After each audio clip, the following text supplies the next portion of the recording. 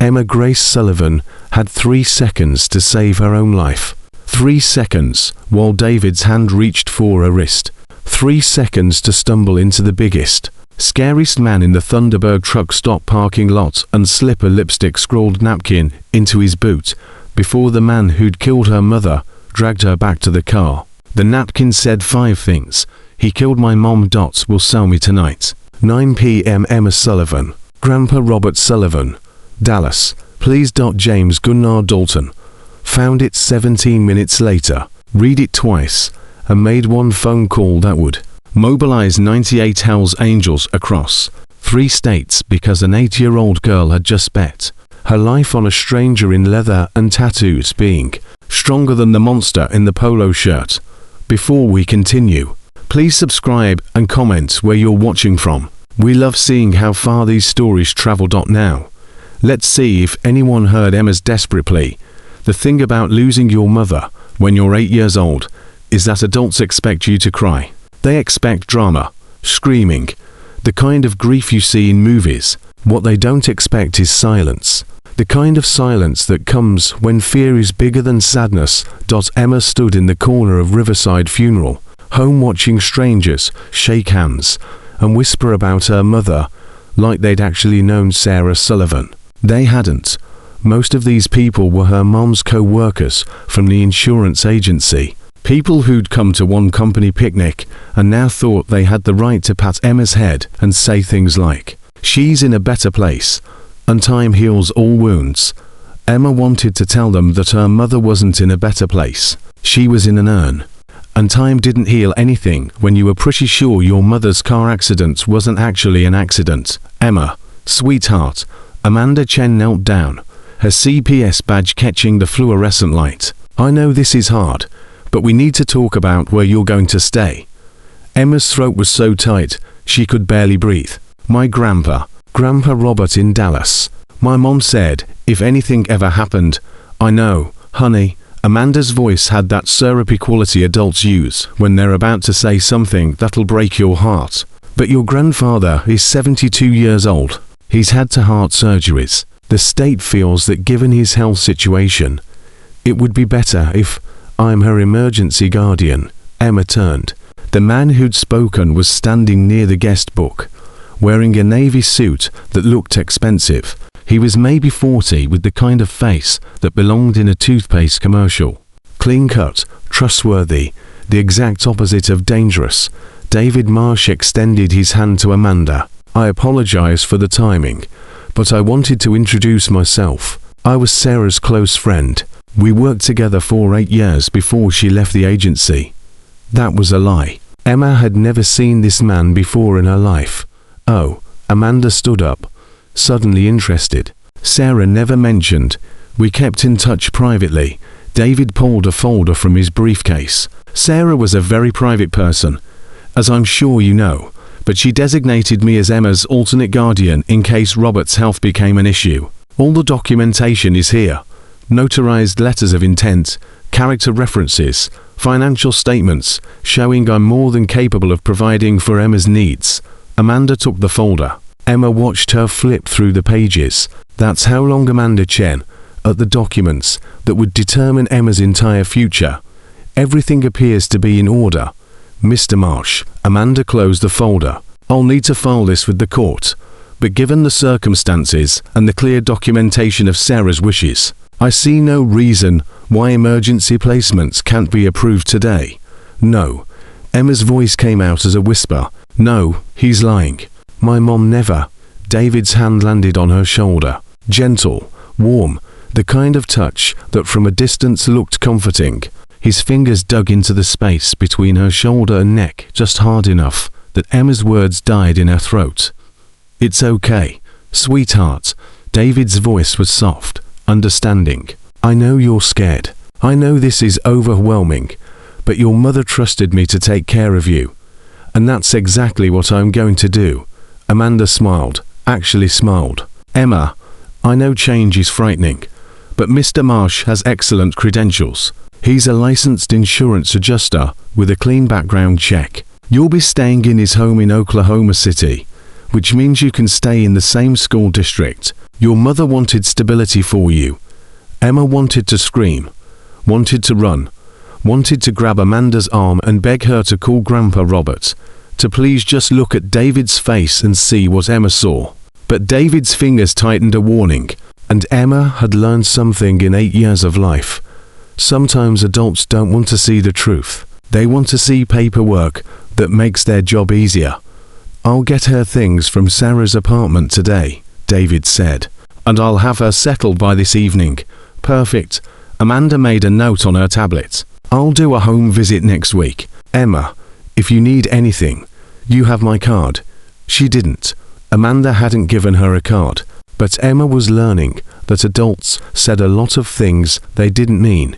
3 hours later, Emma sat in David Marsh's car, a silver Lexus that smelled like leather and peppermint, watching her old life disappear in the rearview mirror. You're probably wondering why I lied, David said. His voice had changed. No more warmth, no more kindness, just flat, mechanical. About knowing your mother. Emma didn't answer. Her hand was wrapped around the door handle, calculating if she could jump out at the next red light. Here's the thing, Emma, your mother had a very substantial life insurance policy, $750,000, and you, as her only child, are the beneficiary. Now, the money goes into a trust until you're 18.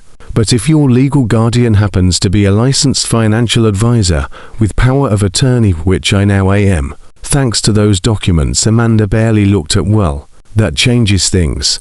Emma's stomach turned over. You killed her. David laughed. Actually laughed. Your mother's brakes failed on a rainy highway. Terrible accident. The police didn't even investigate. Why would they? Sarah Sullivan was a careful driver with a well-maintained vehicle. These things just happen. You cut her brakes.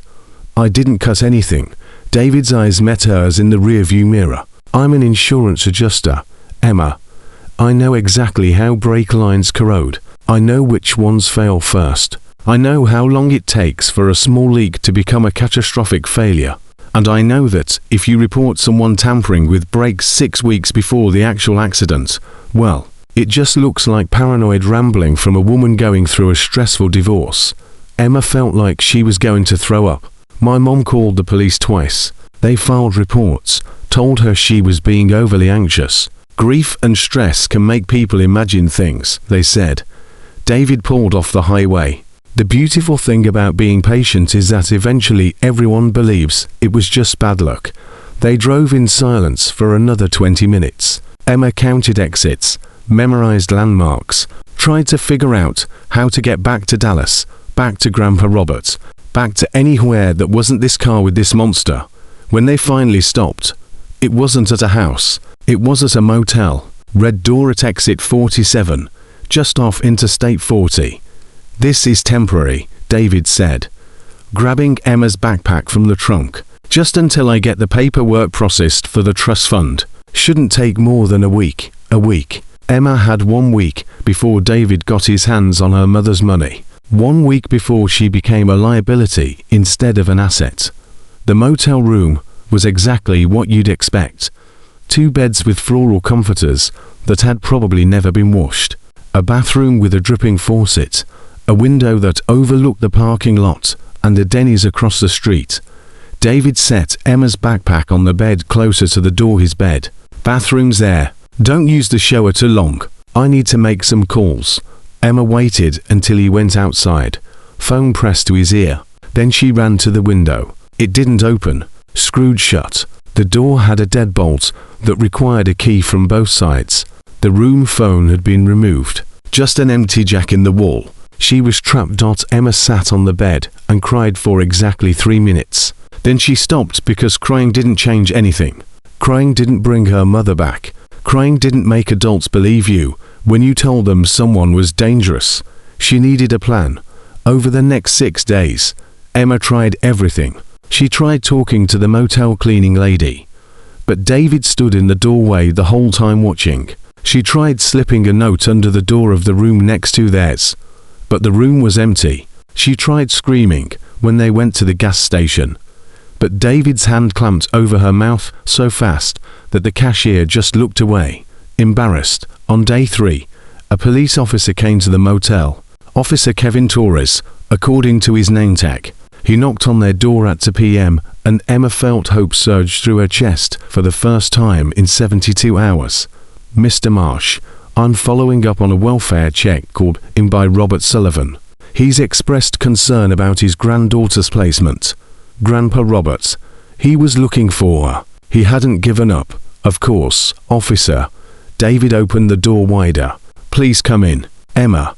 Say hello to Officer Torres. Emma stared at the officer. He was young, maybe 30, with kind eyes and a wedding ring. He had a daughter, Emma thought. Maybe 2. He looked like the kind of dad who coached Little League and remembered to pack snacks.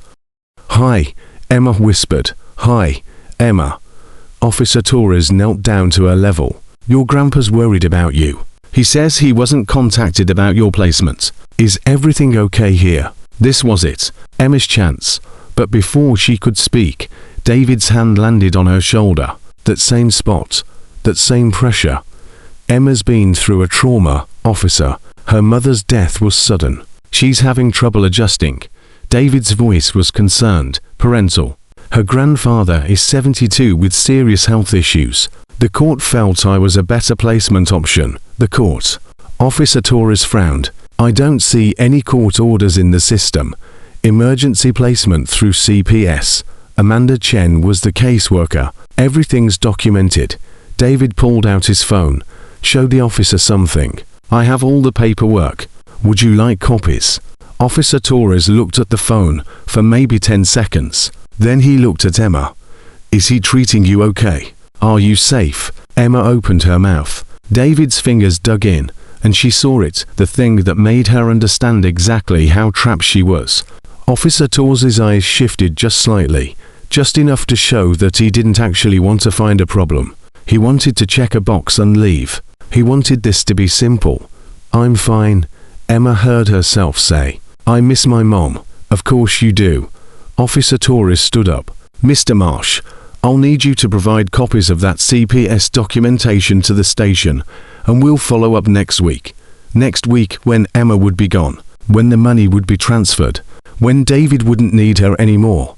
Absolutely, officer. First thing Monday morning, Torres left. Emma watched his patrol car pull out of the parking lot. She'd had a police officer in her room, and she'd said nothing, because David's fingers on her shoulder had told her everything she needed to know. If she spoke up, if she caused problems, David wouldn't just hurt her. He'd make her disappear so quietly that even Grandpa Robert would eventually believe she'd run away or had an accident or simply vanish like kids do sometimes. That night, Emma couldn't sleep. She lay in the too-soft motel bed, listening to David snore in the bed 3 feet away, and tried to figure out what her mother would do. Sarah Sullivan had been smart, an accountant who could spot financial fraud from across a room. She'd known David was dangerous. She'd called the police. She'd tried to protect Emma, and she died for it. Emma got up quietly, tiptoed to the bathroom. David had left his phone on the charger by the sink. Stupid. But then why would he worry? Emma was 8 years old, powerless, scared. She picked up the phone. No passcode. He really was arrogant. The text messages made her stomach turn over. Unknown number. Still on for Tuesday. David. Affirmative. Route 9 warehouse. 9 p.m. Unknown number. Payment ready. $215,000 cash. She better be clean. David. 8 years old. No record. Perfect condition. Unknown number. And the Guardian issue. David. Handled. Nobody's looking for her anymore. Emma's hands shook so hard, she almost dropped the phone. Tuesday. That was tomorrow. David wasn't just stealing her mother's money. He was selling Emma. She put the phone back exactly where she found it, went back to bed, lay there in the dark, while her brain screamed and screamed and screamed. But she didn't make a sound, because Emma Grace Sullivan had learned something her mother never had the chance to teach her. Sometimes the only way to survive is to pretend you don't know you're in danger. Sometimes you have to wait for exactly the right moment, And sometimes that moment comes when you least expect it, in a place you'd never imagine, from a person who looks nothing like a hero. Emma just had to make it to that moment. She had less than 24 hours to figure out how Tuesday morning arrived like a countdown clock. Emma could hear ticking in her chest. 6:43 a.m. 13 hours and 17 minutes until David handed her over to someone who'd paid $215,000 for an 8-year-old girl. Emma lay perfectly still in the motel bed, watching David sleep. He was on his back, mouth open, one arm flung over his head, vulnerable. For maybe the first time since he'd taken her, David Marsh looked like something other than a predator. Emma slid out of bed without making a sound. Her bare feet touched the rough carpet, and she moved toward the bathroom with the kind of silence you learn when making noise means punishment. The bathroom door didn't fully close. The latch was broken, but she pulled it as far as it would go. David's toiletry bag sat on the counter, next to the sink. Emma's hands were shaking as she unzipped it. Deodorant, razor, toothbrush, and there at the bottom, something she'd noticed yesterday, but hadn't dared to take until now, a tube of lipstick. It was an expensive brand, probably cost more than Emma's sneakers, and it was the kind of deep pink that screamed rather than whispered. Emma had watched David put it in his bag 3 days ago. They'd stopped at a pharmacy. He bought it along with a pack of gum and a newspaper, and Emma had wondered why a man would need lipstick until she overheard his phone call that night. She needs to look presentable, clean, like a normal kid. The beer wants proof she's not damaged goods. The lipstick wasn't for David. It was for Emma, for tonight, to make her look pretty for whoever was buying her. Emma's stomach twisted, but her hands steadied. She took the lipstick and a stack of paper napkins from the dispenser by the sink. Then she went back to bed, tucking both items into her sock before David's alarm went off at 7:15. "Get up." David's voice was sharp. "We're leaving in 20 minutes." Emma sat up, rubbing her eyes like she'd actually been asleep. "Where are we going?" "Does it matter?" David was already in the bathroom running water. "Put on the blue dress, the one from your backpack, and brush your hair. You look like a homeless kid."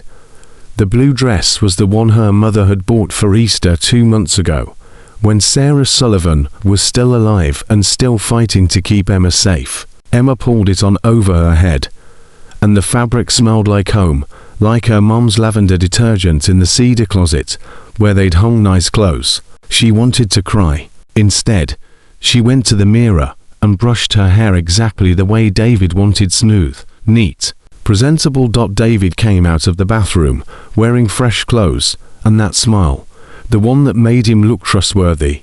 "Better. Now listen carefully.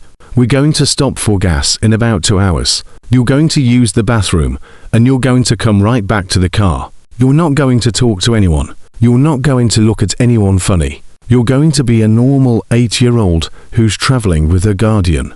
Understand?" Emma nodded. "Say it." "I understand. Good girl." David grabbed his keys. "Because if you try anything stupid, if you make me look bad in public, I promise you'll regret it before we even get to Route 9 tonight." They loaded into the Lexus at 7:42. Emma counted every minute of the drive. She'd stolen 3 napkins from the bathroom stack and had them folded in her left sock along with the lipstick. Her right sock held a hair tie and a paper clip she'd found under the bed. Useless for escape, but something to hold on to anyway.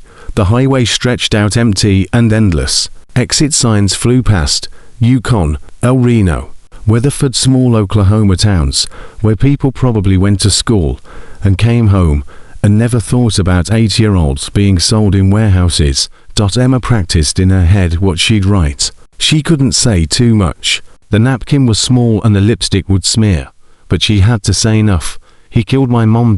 Will sell me tonight. 9 p.m. Route 9 warehouse. Emma Sullivan, Grandpa Robert Sullivan, Dallas, Texas. Please." Are 5 lines. 43 words. Her entire life reduced to a message that might never be read. At 9:57, David pulled off at exit 108. Thunderbird truck stop, the sign said. gas, food, restrooms. The parking lot was massive. 18-wheelers lined up like sleeping giants. Families loading in and out of minivans. A handful of motorcycles clustered near the convenience store entrance. Emma's heart stopped. Motorcycles, not the sport bikes that rich guys rode on weekends. Real motorcycles.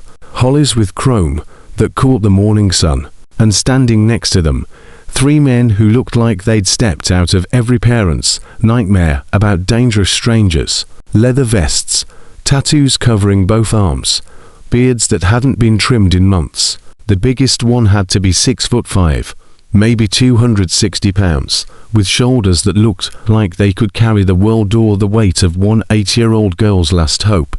David saw them too. His jaw tightened. "Stay in the car. I need to use the bathroom." "Hold it, I can't." Emma made her voice small, desperate. "Please, I'm sorry. I just really need to go." David's hands gripped the steering wheel. Emma could see him calculating. If she peed in his car, it would draw attention. It would make him look like a bad guardian. And today, of all days, David needed to look perfect. "Fine, but I'm standing outside the door. And if you take longer than 3 minutes, I'm coming in." Emma nodded and climbed out of the car. Her legs were shaking so badly she could barely walk. The bathroom was on the far side of the convenience store, past the motorcycles, past the bikers who were talking and laughing like men who didn't have a care in the world. David's hand clamped on her shoulder as they walked that same spot, that same pressure, a warning and a promise. But as they passed the bikers, Emma did something her mother had taught her 3 years ago during a stranger danger talk at school.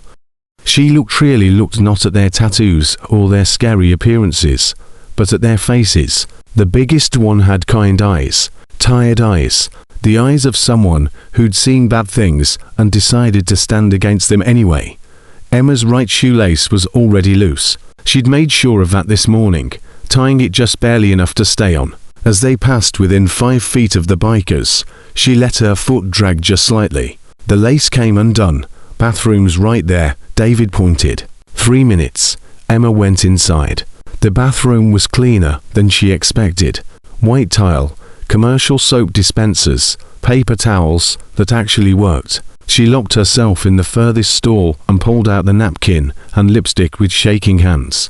2 minutes and 40 seconds to write a message that had to be perfect.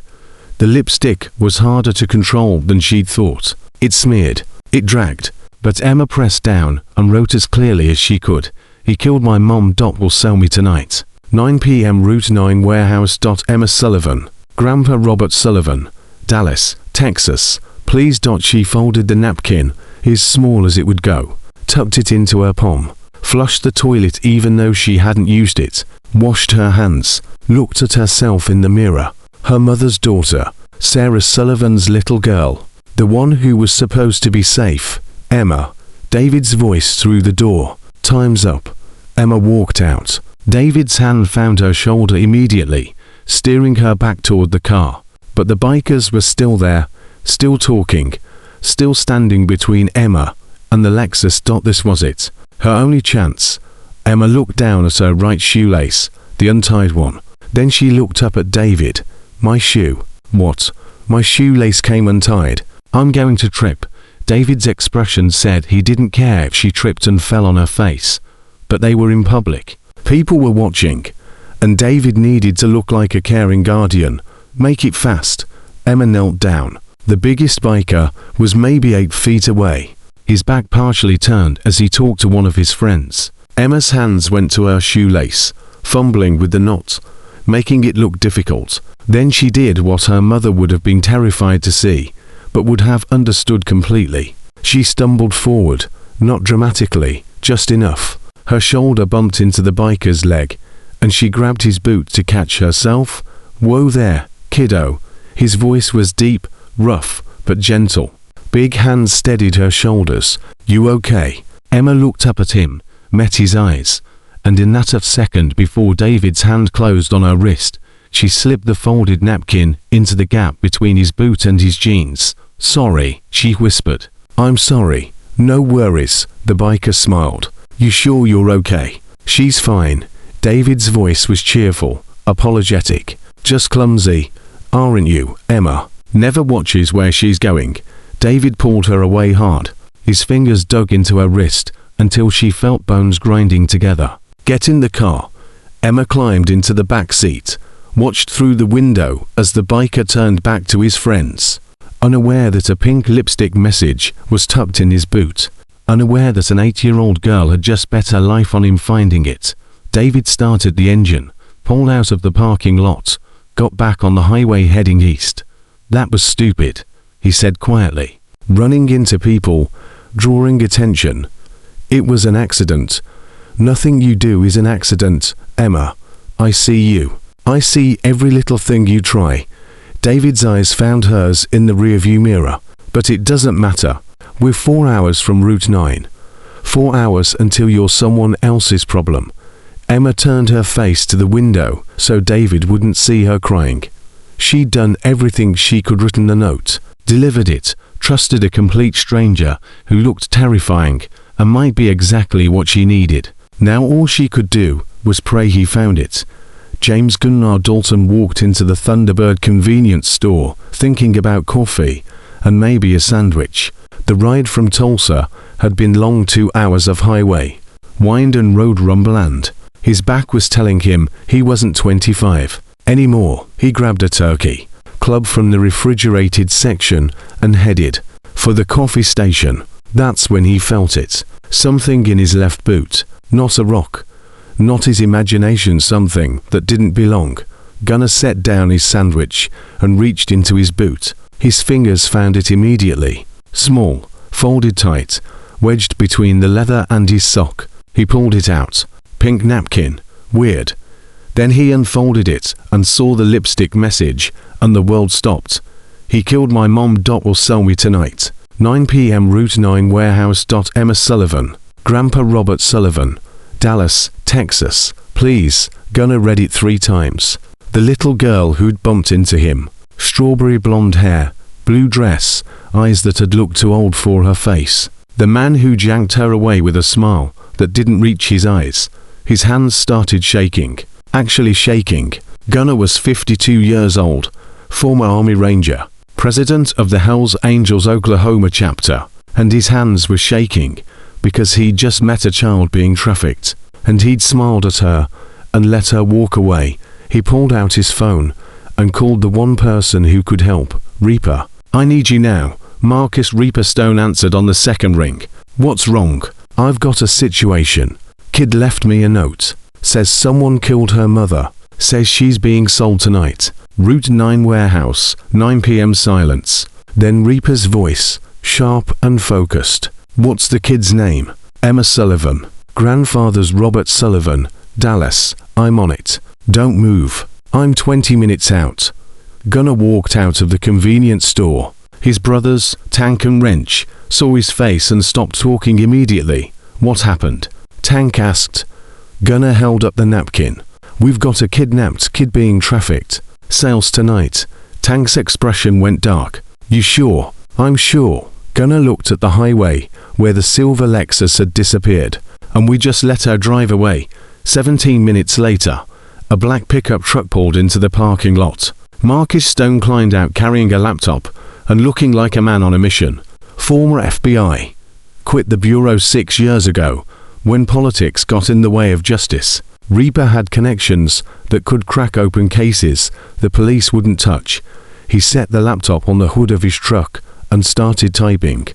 Emma Grace Sullivan, age 8. Mother Sarah Sullivan, deceased April 3rd. Cause of death, single car accident. Brake failure on Highway 77 during rainstorm. Reaper's fingers kept moving. CPS placement filed April 9th with emergency guardian David Marsh. Missing person report filed April 10th by Robert Sullivan. MARKED low priority by Officer Kevin Torres of Oklahoma City PD. Low priority. Gunnar's voice was dangerous. For a kidnapped kid, gets better. Reaper pulled up bank records. Torres received a cash deposit of $12,000 April 11th. Day after he marked the case low priority. Tank swore. Cops dirty. Very dirty. Reaper kept digging. David Marsh, age 42, licensed insurance adjuster. And look at this. He worked with Sarah Sullivan 8 years ago, before she left the agency. Clean record, no warrants. But his bank account shows gambling losses, totaling $127,000, to Russian mob fronts in Oklahoma City. And get this, Sarah Sullivan had a life insurance policy worth $750,000. Beneficiary, Emma Sullivan. Guardian with power of attorney over the trust, David Marsh. Gunnar felt rage building in his chest. He killed her mother for insurance money.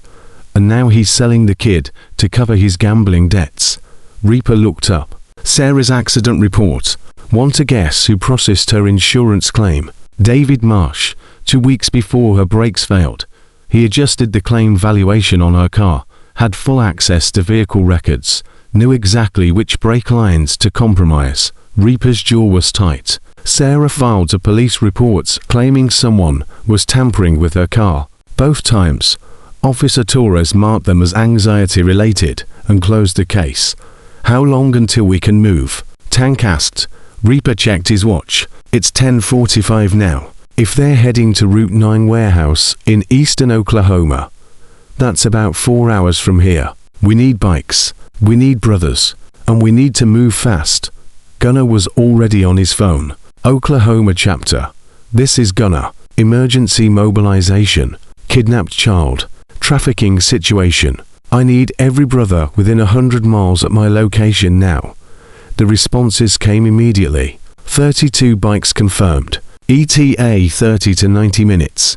Reaper made his own calls. Texas chapter. This is Reaper. We've got a child trafficking case crossing state lines. Need all available brothers. Meeting point, Thunderbird truck stop. Highway 66. Exit 108. 41 bikes confirmed from Texas. Tank. Called New Mexico. 25 bikes rolling. 98. Hell's Angels for one 8-year-old girl they'd never met because she trusted them with a lipstick message in a biker's boot. We're not going to make it in time if we wait for everyone, Gunnar said. Route 9 warehouse, 9 p.m. We need to be there first. Agreed. Reaper pulled up maps. But we can't just storm in. We need the FBI. We need this legal, because if we mess up the evidence, David walks and Emma disappears forever. You got FBI contacts? 1. Special Agent Catherine Brooks, Little Rock office. She's solid. Hates corruption. And she owes me a favor from when I helped her crack a drug ring 3 years ago. Reaper made the call. Catherine Brooks answered on the 4th ring. Marcus Stone. I thought you quit calling me. I need a favor. Big one. Trafficking case. 8-year-old girl being sold tonight. Dirty cop protecting the trafficker. I've got evidence, but I need federal jurisdiction. Brooks's tone shifted immediately. Send me everything you have. Reaper forwarded the files, bank records, CPS documents, Sarah Sullivan's police reports, the napkin photograph. 30 seconds later, Brooks called back. I'm mobilizing a team. But Marcus, this is thin. A note from a child isn't enough for a warrant. The child's mother filed complaints about vehicle tampering. The officer who dismissed those complaints took a $12,000 bribe. The Guardian has gambling debts and motive. The warehouse on Route 9 is a known trafficking location. We've had eyes on it 4 months. You've had eyes on it. Let's just say concerned citizens have noticed patterns. Reaper's voice was steady. I'm sending coordinates now. We need FBI at that warehouse before 9 p.m. But Catherine, if you're late, if bureaucracy slows this down, 98 bikers are going to make sure that little girl goes home tonight. One way or another. Brooks was quiet for 3 seconds. Don't do anything stupid. We're not stupid. We're thorough. See you at Route 9. Gunnar looked at the highway, where Emma had disappeared. 4 hours until the sale. 4 hours until a child's life was sold for $215,000. But Emma Sullivan had made one critical decision that David Marsh hadn't counted on. She'd chosen to trust the scariest-looking people in that parking lot. She'd bet everything on men who society told her to fear. And now 98. Hell's Angels were proving that sometimes the most dangerous-looking people is exactly the ones you need. The first motorcycle appeared in David's rearview mirror at 2:17 p.m. just one, keeping pace 3 car lengths back. Nothing threatening, just another rider on the highway. David didn't think anything of it until the second one appeared. Then the third. What the hell? David's hands tightened on the steering wheel. Emma turned in her seat. 3 motorcycles now, all with Hell's Angels patches, all maintaining the same speed as the Lexus, not gaining ground, not falling back, just there. David accelerated to 75. The bikes matched him, 80, still matching. His foot pressed harder on the gas until the speedometer hit 85, and the Lexus was shaking slightly from the speed. The motorcycle stayed exactly 3 car lengths behind. This is coincidence, David said. But his voice had lost that confident edge. Just bikers on the same highway. They'll exit soon. Emma's heart was hammering so hard she could barely breathe. The note. Someone found the note. Someone believed her. At 2:31. David took exit 142. A sudden jerk across 2 lanes that made Emma slam against the door. The motorcycles took the same exit. And now there were 6 of them. No, no, no, no. David pulled onto a side road. Residential streets with houses and minivans and normal people living normal lives. The bikes followed. This isn't happening. He tried to lose them. Turned left onto Maple Street, right onto Oak. Left again onto a street Emma didn't catch the name of. But every turn he made, the motorcycles appeared seconds later, patient, methodical, like they knew exactly where he was going before he did. Because they did. Route 9 warehouse, remember? The voice came from David's phone sitting in the cup holder. He'd left it connected to Bluetooth. We know your destination. We know your beer. We know everything. David grabbed the phone. The call was from an unknown number. Who is this? The person who's going to make sure Emma goes home tonight. You can keep running or you can accept that you're surrounded. Either way, this ends at Route 9. The call disconnected. David threw the phone against the dashboard. It cracked but kept working. Emma flinched at the sound, pressing herself against the car door. This is your fault, David said. His voice was shaking now. Rage mixed with panic. That biker. You did something when you bumped into him. What did you do? Emma said nothing. What did you do? David's hand swung back and Emma threw her arms over her face, waiting for the hit. It never came, because David saw what Emma saw. More motorcycles blocking the road ahead. Not 6 now, 12, 15, 20. Jesus Christ. David slammed on the brakes. The Lexus screeched to a halt in the middle of the street. Behind them, the original 6 bikes stopped. To the left and right, more bikes appeared from side streets. They were boxed in. David's breathing was ragged. His hands shook on the steering wheel. For the first time since Emma had known him, David Marsh looked genuinely afraid. Okay, I can work with this.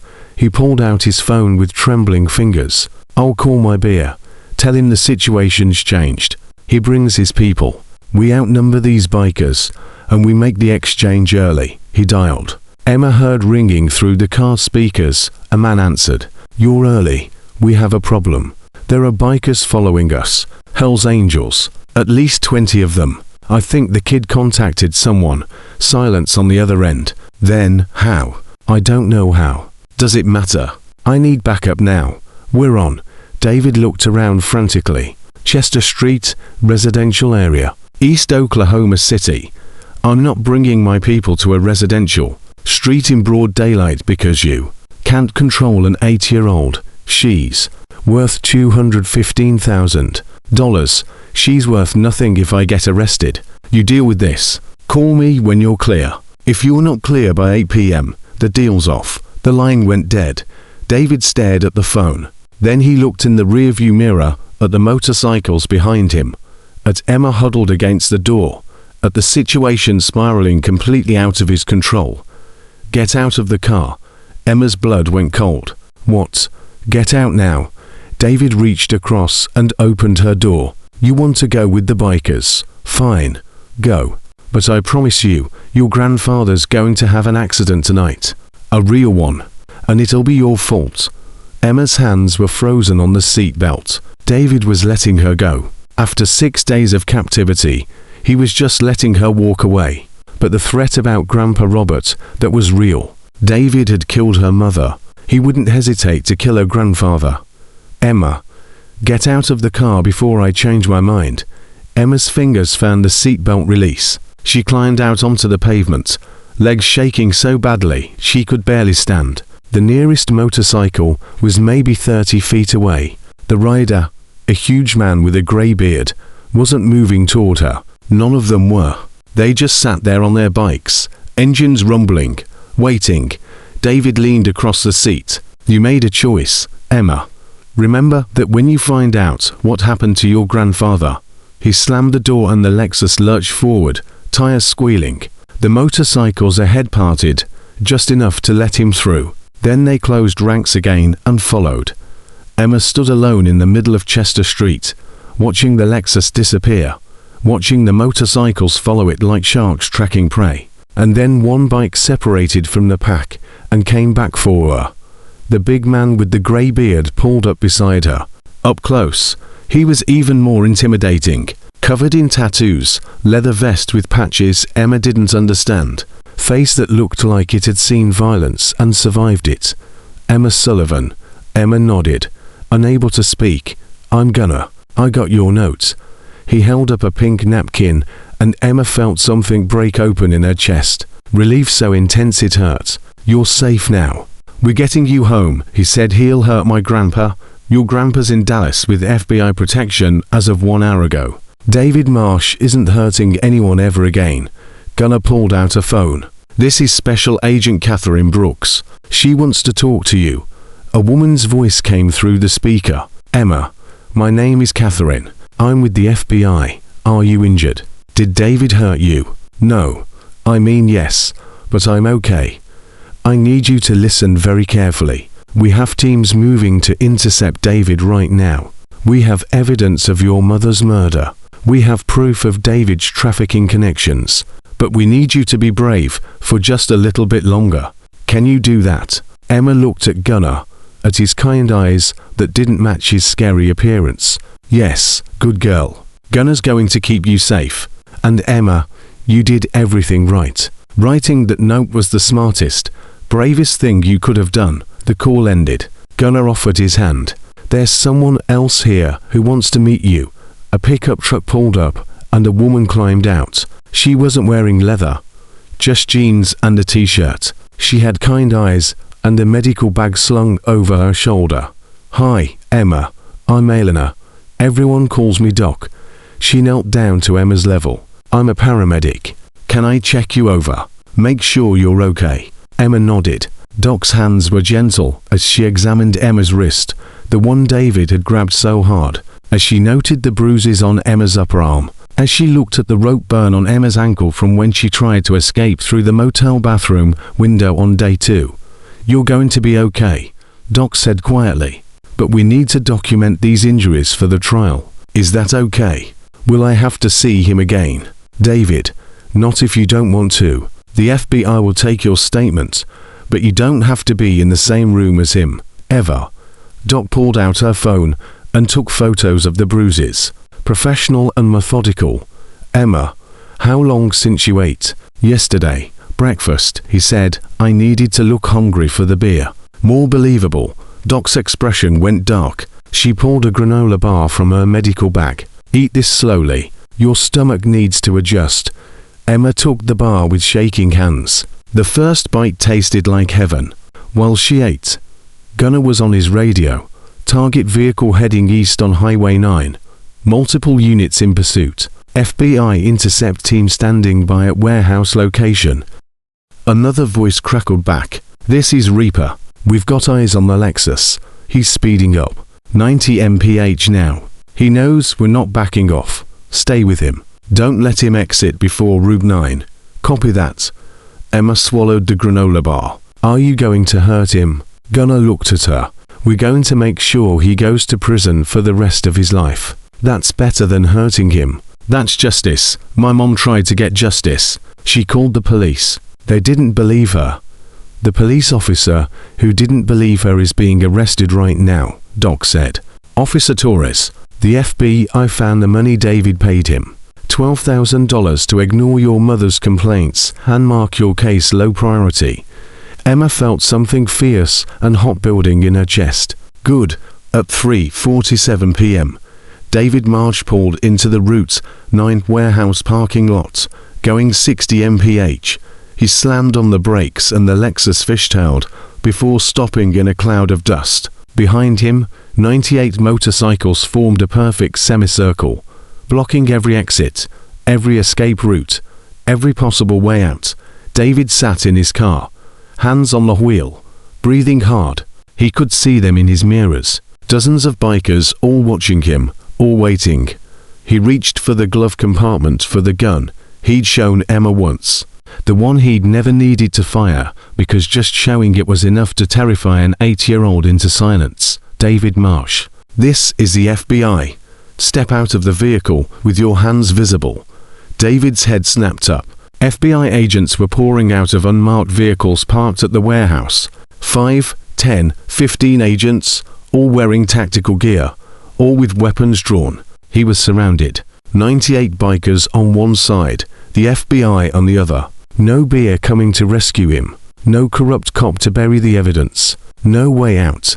David's hand closed around the gun in the glove compartment. Don't do it, a voice said through a megaphone. A man in a leather vest, the one from the gas station. The one Emma had bumped into standing beside his motorcycle with his arms crossed. We've got FBI snipers on the warehouse roof. You pull that gun, and this ends very badly for you. David looked up. Sure enough, there were figures on the roof. Red laser dots appeared on his windshield. 3 of them, all trained on his chest. His hand released the gun. Step out of the vehicle. Hands where we can see them. David's door opened. His hands came out first, shaking, empty. Then the rest of him. His legs barely held him up. FBI agents moved in immediately. Weapons trained, shouting instructions. On your knees. Hands behind your head. Do it now. David complied. Hit the pavement hard. Felt handcuffs snap around his wrists. Felt hands searching him for weapons. Felt his entire carefully constructed plan disintegrate into nothing. David James Marsh, you're under arrest for the kidnapping of Emma Grace Sullivan, conspiracy to commit human trafficking, and the murder of Sarah Michelle Sullivan. I want my lawyer. You'll get one. Special Agent Catherine Brooks stepped forward. She was a woman in her 40s, with sharp eyes and no patience for excuses. But first, we're going to search your vehicle, and that warehouse, and every electronic device you own. And then we're going to build a case so airtight that your lawyer won't be able to save you. 2 agents hauled David to his feet and walked him to a federal transport vehicle. He passed within 10 feet of Gunnar, who stood perfectly still, watching every second of the arrest with cold satisfaction. You have no idea what you've done, David said. My beer has connections. Powerful connections. This doesn't end here. Your beer is being arrested as we speak, Agent Brooks said, along with 6 members of his trafficking network. We've been watching that warehouse for 3 months. Your sale was going to be our entry point. Thanks to Emma. We got it early. David's face went pale. That's impossible. Emma's note gave us probable cause for warrants we've been trying to get 4 months. So really, you should thank her. She did what your lawyer is going to spend years failing to do. She got us to actually pay attention. They loaded David into the vehicle. The door slammed shut. And just like that, the man who'd killed Emma's mother, who'd stolen 6 days of Emma's life, who'd planned to sell her for $215,000, was gone. Agent Brooks turned to the bikers, still holding formation around the parking lot. I need statements from everyone who had contact with the suspect or the victim. And I need that note preserved as evidence. Gunnar pulled the pink napkin from his vest pocket. It was in a plastic sandwich bag now. Evidence preservation courtesy of Doc's medical kit. It's all yours, along with photos, timeline documentation, and witness accounts from 17 truck stop employees, 3 gas station clerks, and 1 very observant waitress at a Denny's. Brooks took the bag, looked at the lipstick message, looked back at Gunnar. You should have been FBI. I was military. Close enough. Gunnar's radio crackled. Gunnar, this is Tank. Warehouse team found something. You need to see this. Agent Brooks and Gunnar walked to the warehouse together. Inside, FBI agents were cataloging evidence. Computers, files, and something that made Gunnar's blood run cold. Photos, dozens of them. Children's faces, names, ages, prices written in the margins. This wasn't just about Emma. Agent Brooks said quietly, this is a full trafficking operation. David was a beer and the seller. And look at this, she held up a ledger. 14 transactions over 6 years. All insurance beneficiaries, all listed as accidental deaths or missing persons. 14 kids. Gunnar felt sick. We're running the names now. Cross-referencing with missing person databases. Brooks's jaw was tight. Some of these children have been missing 4 years. If even half of them are still alive, you'll find them, Gunnar said. You have to. At 4:36 p.m., Emma was still sitting in Doc's truck when Gunnar walked back. She looked up at him with those green eyes that had seemed too much for 8 years old. Is it over? Emma asked. It's over, Gunnar said. David's arrested. The warehouse is secure. Your grandfather is on a plane from Dallas right now. He'll be here in 3 hours. Emma started crying. Not scared crying. Not hurt crying. Relief crying. The kind that comes when you've been holding yourself together for so long that you forgot how to let go. Doc held her. Just held her. Let her cry until she ran out of tears. I want to go home, Emma whispered. I just want to go home. You will, Gunnar said. I promise. At 5:03 p.m., Officer Kevin Torres was arrested at Oklahoma City Police Department. He was in his office eating a sandwich when FBI agents walked in. The $12,000 bribe was traced to his personal account. The buried case files for Sarah Sullivan and Emma Sullivan were recovered from his desk. His badge was stripped before he even made it to the holding cell. At 5:47 p.m., the warehouse bear, a man named Marcus Webb, who'd paid for 23 children over 11 years, was arrested at his home with enough evidence to ensure he'd never see freedom again. At 6:15 p.m., 6 more members of the trafficking network were arrested across 3 states. And at 7:22 p.m., Robert Sullivan arrived at the FBI field office in Oklahoma City. He was 72 years old, wearing a rumpled suit and moving as fast as his heart condition would allow. When he saw Emma sitting in Agent Brooks's office, wrapped in a blanket that Doc had given her, eating chicken nuggets that someone had ordered from McDonald's, he stopped in the doorway and just stared. Grandpa, Emma whispered. Robert crossed the room in 3 steps and pulled Emma into his arms. I've got you. I've got you. You're safe now. You're safe. Emma buried her face in his shoulder and cried the way she hadn't been able to cry for 6 days. Because she was safe. Because Grandpa Robert was here. Because 98 strangers had believed a lipstick message from a terrified 8-year-old and had mobilized across 3 states to save her. Gunnar stood in the hallway, watching through the office window. Agent Brooks stood beside him. You saved her life, Brooks said. She saved her own life, Gunnar replied. We just showed up. 98 bikers. Showing up is a hell of a statement. Gunnar looked at the pink napkin in its evidence bag. She trusted us. Couldn't let her down. Inside the office, Emma pulled back from her grandfather, just enough to look at his face. Is it really over? It's really over. Robert's voice was thick with emotion. You're coming home forever. No more foster care. No more CPS. No more strangers. Just you and me. And the bikers. Emma looked toward the hallway where Gunnar stood. Can they visit? Robert followed her gaze, saw the man who'd received his granddaughter's desperate plea and had answered with 98 brothers.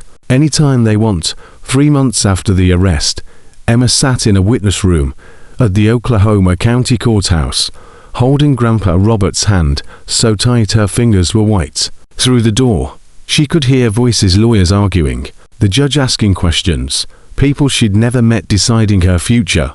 You don't have to go in there, Robert said for the 5th time that morning. The FBI has your video testimony. That's enough. I want to." Emma's voice was steadier than it had been 3 months ago, but Robert could still hear the tremor underneath. "I want him to see me, to know I'm not scared anymore." That was a lie. Emma was terrified, but Dr. Michael Chong, the therapist Grandpa Robert had found, the one who specialized in childhood trauma, had told her that courage wasn't the absence of fear. It was doing the thing that scared you anyway. The door opened. Agent Brooks stepped in, dressed in a professional suit that made her look every bit the federal prosecutor she was working with. "Emma, they're ready for you. But I need to tell you something first." Emma's stomach dropped. "What?" David's lawyer just presented new evidence. Character witnesses saying David was a good guardian, that you were troubled, acting out, making up stories because you missed your mother. That's a lie. I know it is, but they're trying to create reasonable doubt. Make the jury think David was trying to help you and you misunderstood. Brooks knelt down, which is why your testimony is crucial. When you tell them what happened, what he said in the car about killing your mother, about selling you, the jury will see the truth. Emma looked at her grandfather. "What if they don't believe me?" "They'll believe you," Robert said. His voice was fierce. "Because you're telling the truth, and because we have evidence. Lots of it." Agent Brooks nodded. The FBI found Sarah's car. The brake lines were deliberately compromised. "We have David's internet search history showing he researched how to cause brake failure. We have the $12,000 payment to Officer Torres. We have the trafficking ledger from the warehouse. And we have your note, the pink napkin with lipstick message entered into evidence as Exhibit A. Emma had seen it during her deposition, still in its plastic bag, and had cried for 20 minutes straight. "Okay," Emma whispered. "I'm ready." The courtroom was bigger than Emma expected. More people. She walked to the witness stand with Robert beside her until the bailiff said he had to sit in the gallery. Emma climbed into the chair. They'd given her a booster seat so she could see over the edge and looked out at the crowd. David sat at the defendant's table in an orange jumpsuit. He looked smaller than Emma remembered, older, defeated. When their eyes met, David looked away first. Emma felt something shift inside her chest. He was scared of her, of what she was about to say. The prosecutor, a woman named Jennifer Martinez, who'd spent 2 hours yesterday preparing Emma for this, approached the stand. "Emma, can you tell the jury what happened on April 9th of this year?" Emma took a breath. "A man came to my mother's funeral. He said his name was David Marsh. He said my mom had made him my guardian. The CPS lady believed him." "Did you know David Marsh before that day?" "No. I'd never seen him before." "What happened after CPS approved the placement?" "He took me to a motel." "Not a house. A motel." Emma's hands were shaking. "That night, I heard him on the phone. He said he needed to get my mom's insurance money. $750,000. He said he'd already handled the brake problem." The courtroom went completely silent. "What did you understand brake problem to mean?" "That he killed my mom. That he made her brakes fail so she'd crash." Emma's voice broke. "She called the police before she died. Twice. Said someone was messing with her car. They didn't believe her." Jennifer Martinez held up a document. "Your Honor, I'd like to enter into evidence the police reports filed by Sarah Sullivan on February 22nd and March 3rd, both dismissed by Officer Kevin Torres as anxiety-related." Objection. David's lawyer jumped up. "This is hearsay.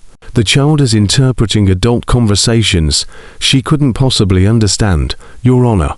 The child's interpretation is supported by forensic evidence of the vehicle's brake line tampering, the defendant's search history, and recorded phone calls recovered from the defendant's device." Martinez turned back to Emma.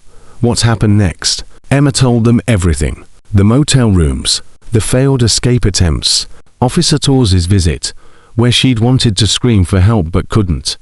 The text messages about selling her for $215,000. The gas station, where she wrote the note. "Why did you choose to give the note to a biker?" Martinez asked. "Because David was scared of them. I saw it when we passed them at a rest stop a few days before." He grabbed my arm and pulled me away really fast. So I thought if David was scared of them, maybe they were strong enough to fight him. But they looked dangerous, yeah. But the nice-looking man was the dangerous one. David looked safe. He wasn't. Emma looked directly at the jury. My mom taught me that you can't judge people by how they look. You have to judge them by what they do. What did the bikers do? They saved me. 98 of them came. They found me. They got the FBI. They made sure David couldn't hurt anyone else. Martinez nodded. No further questions. David's lawyer stood up. His name was Richard Cross, and he had the kind of smooth voice that made lies sound reasonable. Emma, you were 8 years old when this happened. That's very young. Isn't it possible you misunderstood what Mr. Marsh was trying to do? No, you just lost your mother. You were grieving, confused. Maybe Mr. Marsh was trying to help you, and you misinterpreted his actions. As he told me, he killed my mom. Emma's voice was clear, strong. He said he knew how to make brake lines fail. He said he paid a police officer to ignore her complaints. He said I was worth $215,000 to his beer. I didn't misunderstand anything. Cross shifted tactics. These bikers, you gave the note to, did they promise you anything? Money, perhaps. A reward for accusing Mr. Marsh. They didn't promise me anything. They just believed me when nobody else would. But isn't it convenient that? The judge's voice was sharp. The witness is 9 years old and has been through significant trauma. Rephrase your question or move on. Cross moved on. But the damage was done. The jury had seen him try to bully a child, and their expressions said exactly what they thought of that. After Emma's testimony came the witnesses, the ones who'd seen her with David and done nothing. Amanda Chen from CPS took the stand, looking like she'd aged a decade. I spent 42 seconds reviewing David Marsh's guardianship documents. 42 seconds. I didn't call the grandfather to verify. I didn't check the notary stamps. I didn't ask Emma if she felt safe. I just wanted to close the case and move on to the next one. Why? Martinez asked. Because I had 37 open cases that day. Because I was tired. Because the paperwork looked official and I wanted it to be real. Amanda's voice cracked. I failed Emma. I failed Sarah. And I'll carry that for the rest of my life. Have you changed your procedures since? I quit CPS. I couldn't keep doing a job where I'd proven I couldn't protect children. Amanda looked at Emma in the gallery. I'm sorry. I'm so sorry. Next came Jennifer Mason, the gas station clerk. I saw Emma that day. Saw the bruises on her arm. Heard her voice shaking when she asked for the bathroom. And I did nothing. I told myself it wasn't my business. That I was probably overreacting. That if something was really wrong, someone else would handle it. What do you wish you'd done differently? I wish I'd called 911 the second I saw those bruises. I wish I'd asked Emma if she was safe. I wish I'd trusted my instincts instead of choosing comfort over courage. Jennifer wiped her eyes. I see her face every night when I try to sleep. And I swear I'll never ignore that feeling again. Officer Kevin Torres testified from a federal holding cell via video link. He'd already pleaded guilty to corruption and obstruction of justice in exchange for a reduced sentence. David Marsh paid me $12,000 to bury Sarah Sullivan's complaints about her car. Another $12,000 to mark Emma's missing person case as low priority. I took the money and I buried the cases. To people trusted the system to protect them, and I sold them out for $24,000. Why did you do it? Torres looked at the camera, looked at Emma through the screen. Because I could. Because David knew I had gambling debts and offered me an easy solution. Because I told myself that Sarah was probably just paranoid and Emma was probably safe with a legal guardian. I told myself lies until I believed them. What's your sentence? 22 years federal prison. No parole. I lost my badge, my pension, my family. Torres's voice broke. My wife divorced me. My kids won't speak to me. And I deserve all of it. The warehouse ledger was entered into evidence. 14 names. 14 children over 6 years. The prosecutor showed each photo to the jury. Melissa Hayes, age 7, 2019. Reported missing. Case closed after 6 days. Officer Torres was the investigating officer. David Marsh collected $163,000 in life insurance. The courtroom erupted. The judge banged his gavel. Order: Tyler Chen, age 9, 2020. Missing person case marked low priority. David Marsh was his emergency foster placement. Case closed after insurance payout. 7 more names. 7 more faces. 7 more families destroyed. Because David Marsh had learned he could kill children for profit, and the system wouldn't stop him. The FBI has recovered 4 of these children alive, Martinez said. They were sold to trafficking networks and have been in captivity 4 years. The remaining 10 are presumed deceased. Their remains have not been recovered. Emma felt sick. She wasn't the first. She wasn't even the 10th. She was just the one who'd got unlucky enough to find someone who listened. The defense tried to paint David as a man overwhelmed by circumstances, a gambling addict who'd made mistakes but didn't deserve life in prison. They brought character witnesses who'd known him before the murders, who said he was kind and helpful and couldn't possibly have done these things. But then Agent Brooks testified. She brought phone records showing David had been planning Emma's sale for 2 months before Sarah died. She brought financial records showing 14 insurance payouts over 6 years. She brought forensic evidence from Sarah's car showing deliberate brake compromise using methods David had researched online. This wasn't a crime of opportunity, Brooks said. This was a business. David Marsh killed or facilitated the trafficking of 14 children for profit. He refined his methods with each victim. He learned which police officers he could bribe, which CPS workers wouldn't check his paperwork, which buyers would pay the most. Emma Sullivan survived because she was brave enough to ask for help from strangers. The other 13 weren't as fortunate. The jury deliberated for 4 hours. When they came back, the foreman stood and read the verdict on the charge of first-degree murder in the death of Sarah Michelle Sullivan. We find the defendant guilty. Emma's hand found Robert's. He squeezed so tight, it almost hurt. On the charge of kidnapping and human trafficking of Emma Grace Sullivan, we find the defendant guilty. On 13 additional counts of murder in the deaths of Melissa Hayes, Tyler Chen... The foreman read all 14 names. Guilty on every count. David Marsh sat perfectly still as his entire life ended. No emotion, no reaction, just empty. 3 weeks later, the sentencing hearing brought Emma back to the courthouse. David's lawyer requested leniency, 25 years with parole possibility. The prosecutor requested the death penalty. The judge looked at David for a long moment. Mr. Marsh, you exploited the foster care system to murder children for profit. You bribed law enforcement to protect your operation. You showed no remorse, no conscience, no humanity. The court sentences you to 14 consecutive life sentences without possibility of parole. You will die in prison. And may God have mercy on your soul, because this court has none. David was led away in chains. Emma watched him go and felt nothing, no satisfaction, no relief. Just emptiness, where fear used to live. Outside the courthouse, Gunnar was waiting with Doc, Tank, and 20 other brothers who'd taken the day off to be there for the sentencing. When Emma walked out with Robert, they started clapping. Not loud, not showy, just steady applause that said, "We see you. We're proud of you. You did it." Emma ran to Gunnar, and he caught her, lifting her up in a hug that felt safe and strong and exactly what she needed. "It's over," Gunnar said. "Really over." "The other kids," Emma whispered. "The 4 who are still alive, are they okay?" "They will be. FBI's got them in protective custody, getting them therapy, medical care, reuniting them with families.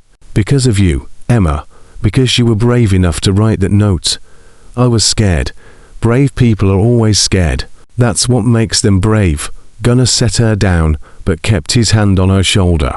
Not like David's threatening grip, like an anchor. "Your grandpa tells me you're doing better." Emma nodded. "Dr. Chong is helping.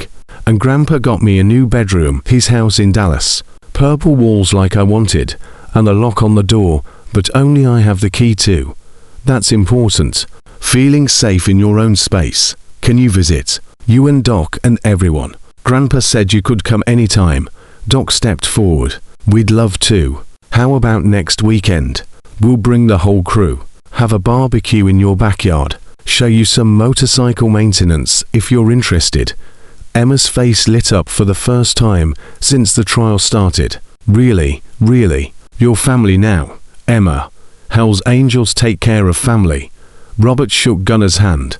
I can never repay what you did. Don't need repayment. Just take care of her. Love her. Help her heal. That's all the payment we need. That weekend, 23 motorcycles pulled up to Robert Sullivan's house in Dallas. The neighbors stared.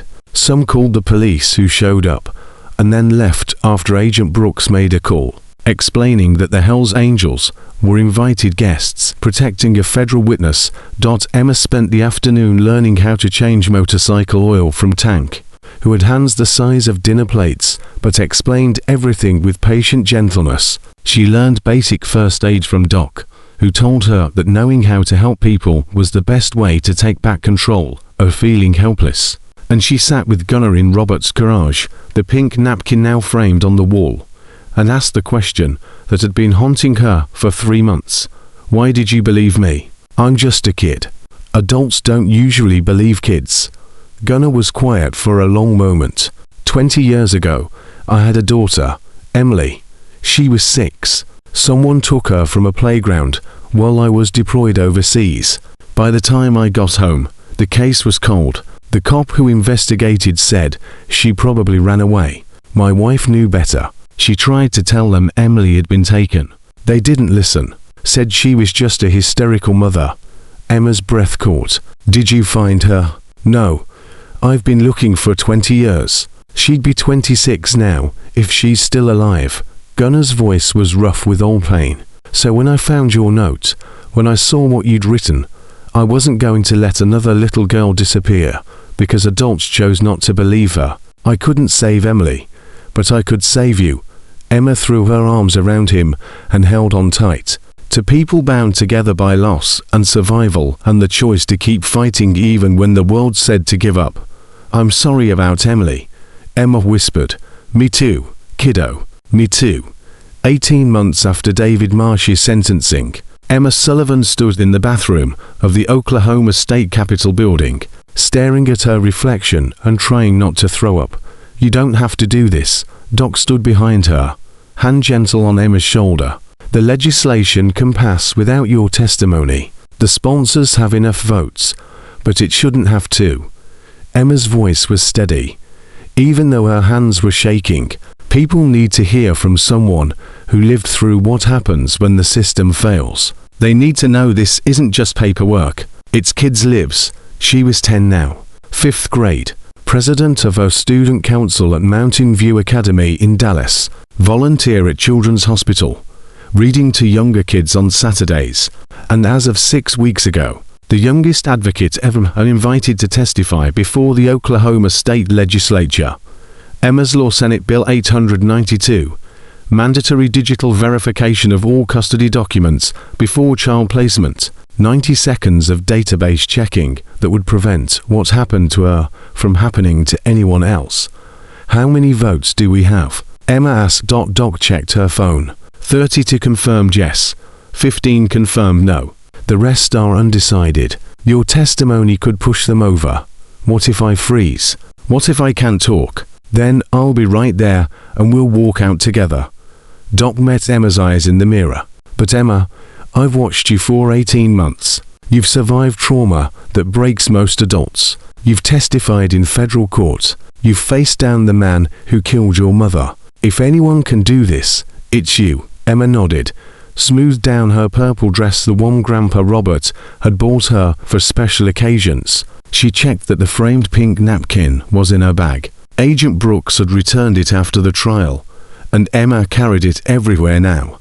A reminder of the worst moment of her life and the bravest choice she'd ever made. The legislative chamber was packed, senators in their seats, gallery full of spectators, news cameras lining the back wall. Emma walked to the witness table with Robert on one side and Gunner on the other. The sight of a federal witness thanked by a retired judge and a Hells Angels president made several senators do double takes. Senator Patricia Morrison, the bill's sponsor, leaned forward. "Miss Sullivan, thank you for being here today. I know this isn't easy." Emma sat down.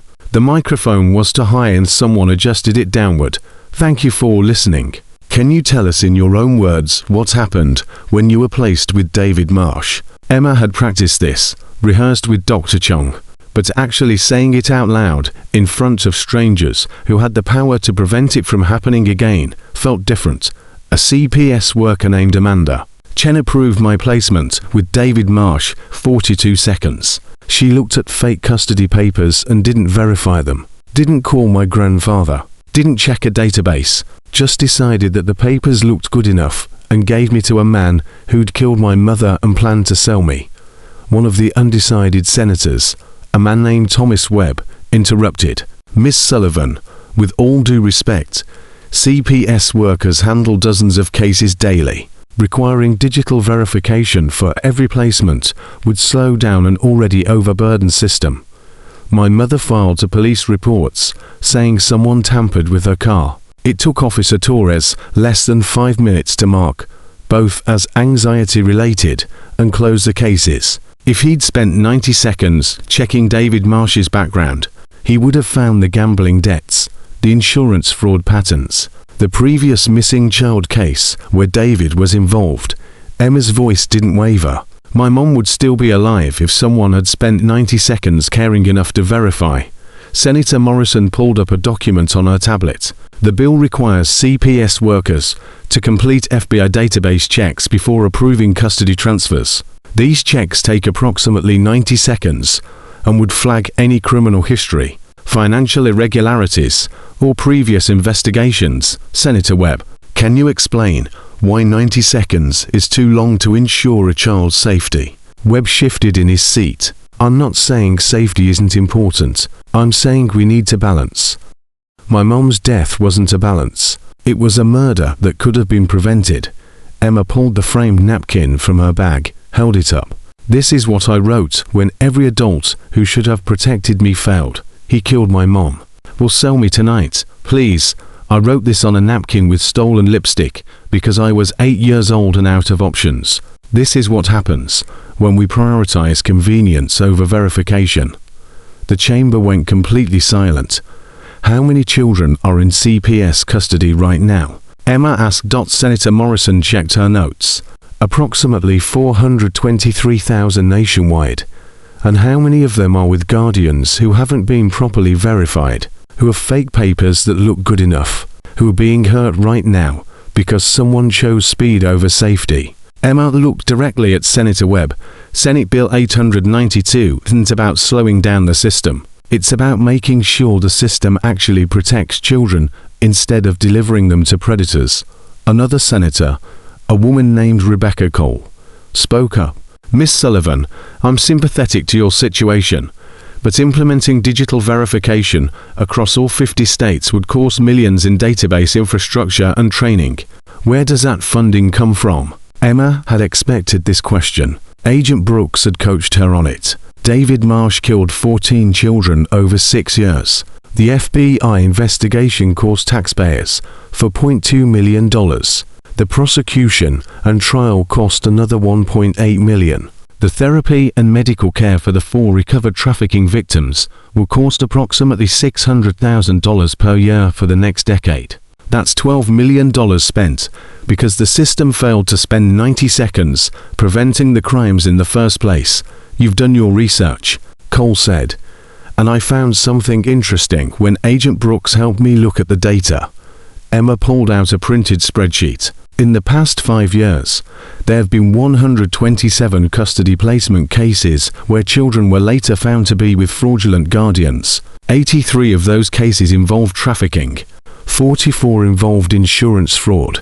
Every single one could have been prevented if someone had checked a database before signing the papers." Senator Morrison took the spreadsheet.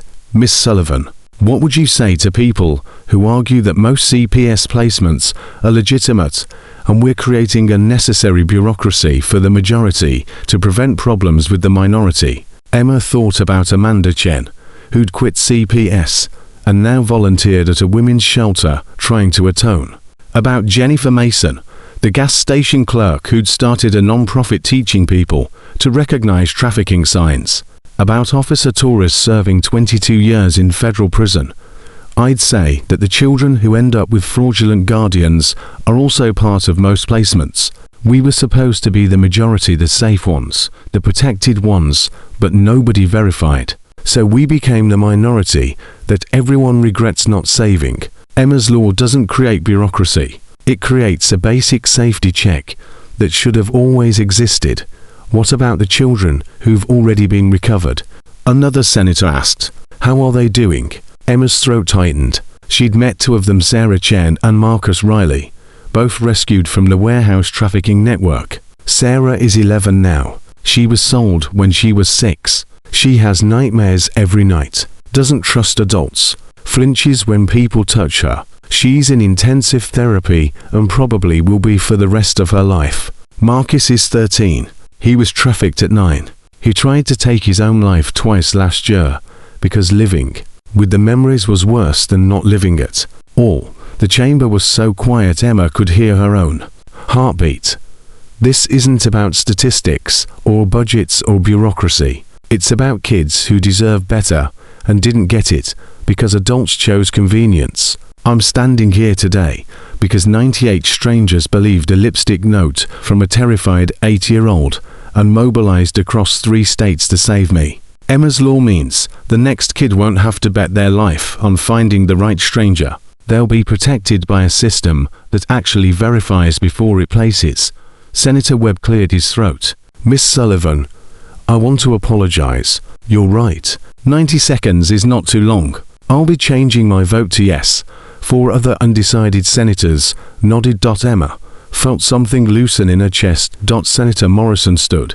We'll take a 15-minute recess, then proceed to the vote. Emma walked out of the chamber with Robert and Gunnar. Her legs were shaking so badly she could barely stand. Doc was waiting in the hallway with a bottle of water and a protein bar. You did it, Doc said. You changed minds. We don't know if it'll pass yet. It'll pass. Gunnar's voice was confident. I saw their faces. You made them see the cost of choosing convenience. That's not something they can ignore. 15 minutes later, the vote began. Emma watched from the gallery as senators raised their hands or pressed buttons on electronic panels. The tally appeared on the main screen. 47 yes, 8 no, 2 abstentions. Emma's law had passed. The gallery erupted in applause. Robert pulled Emma into a hug, and she let herself cry. Not sad tears, but relief tears. Victory tears. The kind that come when you fought for something bigger than yourself. And one. Senator Morrison approached after the session ended. Emma, you should know that we've already been contacted by legislators in 6 other states. They want to introduce similar bills. Your testimony today is going to save lives far beyond Oklahoma. How many? Emma asked. We estimate Emma's law will prevent at least 100 trafficking attempts in the first year of implementation. That's 100 children who won't go through what you experienced. 100 kids, 100 families who wouldn't lose their children to predators with forged papers and friendly smiles. 6 months after the legislation passed, Emma stood on the stage, Lincoln Elementary School in Oklahoma City. The principal had invited her to speak at their safety assembly, and 300 students sat in the auditorium listening to a 10-year-old tell them something schools usually avoided. Bad people don't always look bad, Emma said. Her voice carried through the microphone without shaking. The man who kidnapped me wore nice clothes and smiled a lot. He looked like somebody's uncle, like a person you'd trust. But my mom taught me something before she died. She said, you can't judge people by how they look. You have to judge them by what they do. A first grader raised her hand. What if someone looks scary, but they're actually nice? Emma smiled. That's exactly right. The people who saved me were bikers. Big, tattooed, scary-looking men who everybody told me to avoid. But when I needed help, they were the ones who believed me. They were the ones who came. How did you know to trust them? A fifth grade asked. I didn't know, I hoped. And I paid attention to what they did, not what they looked like. When I saw them at a rest stop, they were helping a little kid find his mom, buying ice cream for a family, being kind. So when I needed help, I bet my life on them being who they showed themselves to be, not who they looked like. The assembly ended with a standing ovation. Afterward, a second grade teacher named Mrs. Rodriguez approached Emma. Thank you for this. My students needed to hear that safety isn't about avoiding scary-looking people. It's about recognizing dangerous behavior. It's about trusting your instincts, Emma said, even when adults tell you you're wrong. Mrs. Rodriguez's expression changed. You're the Emma Sullivan from the news. The trafficking case, yes. I need to tell you something. Mrs. Rodriguez's voice dropped to a whisper. 3 weeks ago, a man came to our school with custody papers for one of my students. He looked professional, had all the right documents, but something felt wrong. The student seemed scared, so I remembered your case, and I asked the office to verify the papers through the database before releasing the child. Emma's breath caught, and the papers were fake. The man was the student's mother's ex-boyfriend, wanted for assault. If I'd released her, if I trusted how he looked instead of verifying. Mrs. Rodriguez's eyes filled with tears. You saved my student's life. Emma's law saved her. Emma felt something powerful and humbling wash over her. One child, one teacher who'd chosen to verify. One life saved because Emma had been brave enough to testify. What's your student's name? Emma asked. Sophia. She's in 2nd grade. Would you like to meet her? Sophia Martinez was 7 years old with dark hair and eyes that looked a serious for her age. When Mrs. Rodriguez introduced them, Sophia stared at Emma for a long moment. You're the girl from the assembly. The one who got saved by bikers. That's me. Mrs. Rodriguez said you made a law that saved me. Mrs. Rodriguez saved you. I just helped make a rule that told her to check.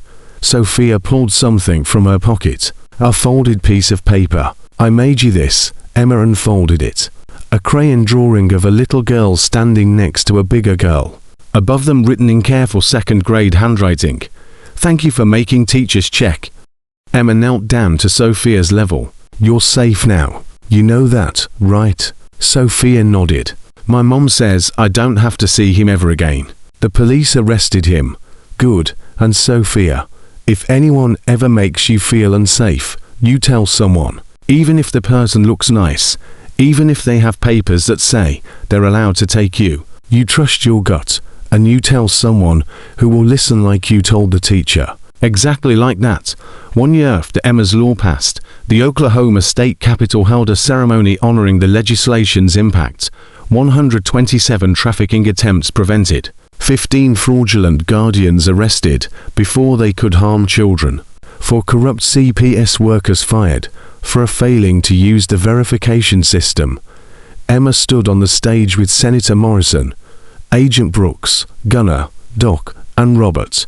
The governor presented her with a commendation for youth advocacy, but the moment that mattered most came afterward, when families approached Emma one by one. Parents thanking her for saving their children through a law that had prevented bad placements. Kids who'd never know how close they'd come to being trafficked because someone had spent 90 seconds verifying papers. A woman named Catherine Hayes introduced herself last. She was maybe 40 with tired eyes and a teenage girl beside her. This is my daughter Melissa. She was on David Marsh's list. The first one, the case from 2019. Emma's heart stopped. You were supposed to be dead. I was supposed to be. David told my mother I died in the trafficking network, but I was sold to a family in Mexico who wanted a daughter. They weren't traffickers. They were desperate people who'd lost their child and made a terrible choice buying another one. When the FBI investigation shut down the network, they came forward and returned me. Melissa's voice was quiet. I've been in therapy for 2 years, learning to trust people again, learning that what happened wasn't my fault. I'm so sorry. Emma whispered, "Don't be sorry. You're the reason I got found. Your case is what made the FBI investigate David's previous victims. I'm alive and home because you were brave enough to write that note." Melissa held out her hand. "Thank you." Emma shook it, feeling the weight of connection between two girls who'd survived the same monster. As the ceremony ended and people filed out, Emma stood with Gunnar, looking at the framed Emma's Law document on the Capitol wall. "You know what the best part of this is?" Gunnar asked. "What?" "You turned your worst experience into protection for other kids. That's not just survival, Emma. That's triumph. I couldn't have done it without you. Without all of you. Yeah, you could have. We just showed up. You did the impossible part. You stayed brave when every reason to give up was staring you in the face." Emma looked at the pink napkin in its frame, now hanging in Robert's study at home. "Do you still look for Emily? Every day. I've got alerts set up across every database. I follow up on any girl matching her description. 20 years later, I'm still searching. What if you never find her?" Gunnar was quiet for a long moment. Then, "At least I know I never stopped trying. And maybe saving you was the reason was supposed to be at that gas station that day. Maybe Emily led me to you." Emma hugged him. This scary-looking man with the kindest heart she'd ever known. "I love you, Gunnar. Love you too, kid." 2 years after the rescue, Emma sat in Gunnar's garage in Oklahoma City, learning to rebuild a carburetor. Her hands were covered in grease, and she was pretty sure she'd put the parts together wrong. But Gunnar was patient as he explained each step. "You've got good instincts," he said. "Natural mechanical mind. Mom was an accountant. She liked numbers and systems. Guess I got that from her. You got her courage too. Sarah fought for you until her last breath. She'd be proud of who you're becoming." Emma fitted a washer onto a bolt. "Dr. Chong says I'll probably always have trust issues. That what happened changed my brain chemistry. Made me hypervigilant. Hypervigilant kept you alive. Just make sure it doesn't keep you from living. What's the difference? Living means you take risks. Sometimes let new people in. Try things that scare you. You can't let David Marsh win by making you afraid forever." Emma thought about that, about Sophia and Melissa, and the 127 other kids saved by Emma's Law, about standing in front of senators and telling her story, even though it terrified her, about learning to trust again slowly, carefully, one person at a time. "I'm not afraid anymore," she said finally. "I'm careful. There's a difference." "Damn right there is." Gunnar handed her a wrench. "Now finish this carburetor. We've got a bike to get running." They worked in comfortable silence.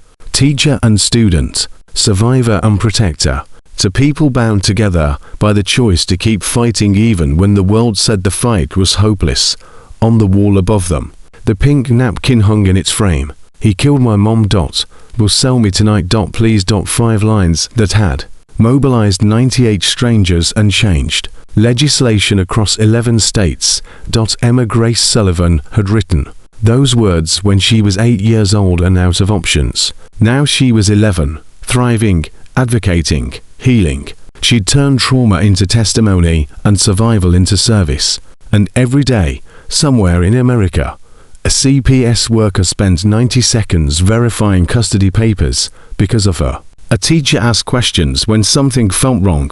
A police officer investigated instead of dismissing. A child went home safe because Emma had refused to stay silent. David Marsh had tried to make Emma disappear. Instead, she'd become the loudest voice in the room. That's what justice looks like. That's what courage becomes when you choose to use your pain to protect others. That's what happens when one terrified child trusts the scary-looking strangers and they prove worthy of that trust. Emma finished the carburetor, wiped her hands on a rag, and smiled at Gunnar. Ready to see if this thing works. Only one way to find out. They fired up the motorcycle, and the engine roared to life. Smooth, powerful, perfect.